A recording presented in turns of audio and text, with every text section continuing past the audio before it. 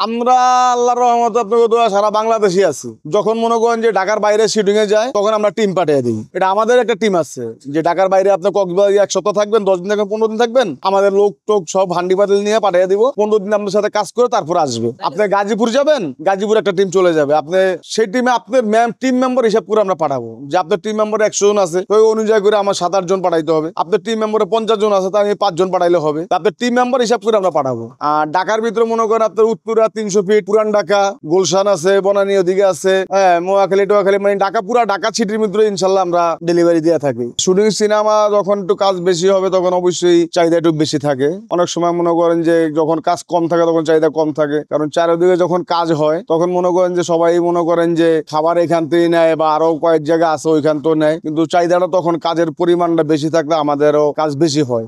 যেরকম দেশে যদি মনে করেন দেশের পরিস্থিতি যদি ভালো থাকে তখন আমাদের কাজের অবস্থা ভালো থাকে। যে আমাদের কাজের অবস্থা ভালো থাকে তখন কাজের অবস্থা ভালো থাকে, ইউটিউবের কাজ বেশি হয়, নাটকের কাজ বেশি হয়, সিনেমার কাজ বেশি হয়, তখন আমাদের কাজটা আল্লাহর মধ্যে ইনশাল্লাহ ভালো হয়। আমরা এরকম আহামরি মনে করেন যে বিজনেস করি না, আমরা আপনার অল্প রেটে খাবার বিক্রি করি, আমাদের অল্প প্রফিট থাকে। তো যখন মনে করেন যে আমাদের কাজ কাম কম থাকে তখন আমাদের চলতে ফিরতে অনেক কষ্ট হয়ে যায়। যে দেশের অবস্থা যখন খারাপ থাকে তখন কাজের অবস্থা অনেক খারাপ থাকে, তখন আমাদের কাজ কাম অনেক কম হয়, তখন আমাদের চলাফেরা অনেক কষ্ট হয়ে যায়। নায়ক নায়িকা কে কখন কোথায় শুটিং করে সেটা আমরা জানি না। আমাদের প্রোডাকশন ম্যানেজার তখন অর্ডার করে, তখন ওনারা বলে দেয় যে আমাকে এই খাবারটা দিবেন, তখন আমরা ওই পরিমাণে খাবারটা আমরা পাঠিয়ে দিই। আপনি যখন ভালো আর্টিস্ট সবাই থাকে তখন একটা অতিরিক্ত এক্সট্রা অর্ডার থাকে যে আমাদের জন্য দেশি মুরগি এক্সট্রা দিবেন, কালো বুনা এক্সট্রা দিবেন, বা শিং মাছ দিবেন, বা বাইং মাছ দিবেন, বা শৈল মাছ দিবেন, বা আইর মাছ দিবেন, তখন আমরা ওইটা করে দিই, তাদের চাহিদা মতো আমরা করে দিই। খাবারের মধ্যে আপনার কালো বুনাটা সবাই পছন্দ থাকে, গরুর মাংসটা। তারপর আপনার দেখা যায় যে আমরা রুই মাছটা অ্যাভেলেবল ব্যবহার করি, আমরা ব্রয়লার মুরগিটা অ্যাভেলেবল ব্যবহার করি। তারপর যদি মনে করেন অতিরিক্ত হিসাবে আপনার কিছু লাগে, সেটা গরু কালো বুনা হইতে পারে, শৈল মাছ হইতে পারে, আইর মাছ হইতে পারে, রুই বোয়াল মাছ হইতে পারে, পাবদা মাছ হইতে পারে, শিং মাছ হইতে পারে, চিংড়ি মাছ হইতে পারে, দেশি মুরগি হইতে পারে, খাসির মাংস হইতে পারে। এটা মানে ওনাদের চাহিদা মতো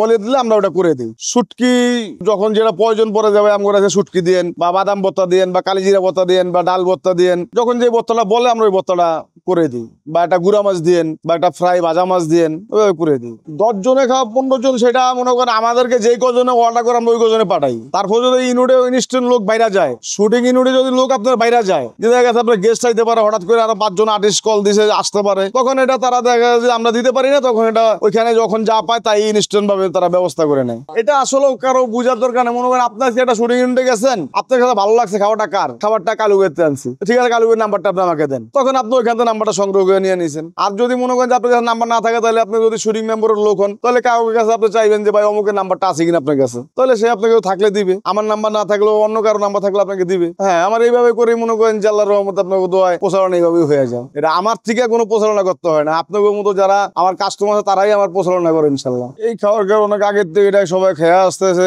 তো মনে করেন যে এফডিসির পাশে ছিল, এফডিসির পাশে এই খাবারটা ছিল, সেক্ষেত্রে মনে করেন যে আপনার এই খাবারটাই পাশাপাশি ছিল, তারা অর্ডার করতো। তখন এটা সুযোগ সুবিধা ছিল যে মনে করেন যে আমাদের লোকগুলো দিয়ে আর কি খাবারটা আমরা সার্ভ করি। 2005 থেকে আমরা শুরু করছি। তার আগে অন্য অন্য অনেক পুরানা মহাজন ছিল, তারা করতো বিল্লা। তো আগে আমার বড় ভাই ছিল, উনি মারা যাওয়ার পরে পুরো দায়িত্বটাই আর কি আমার কাছে আছে।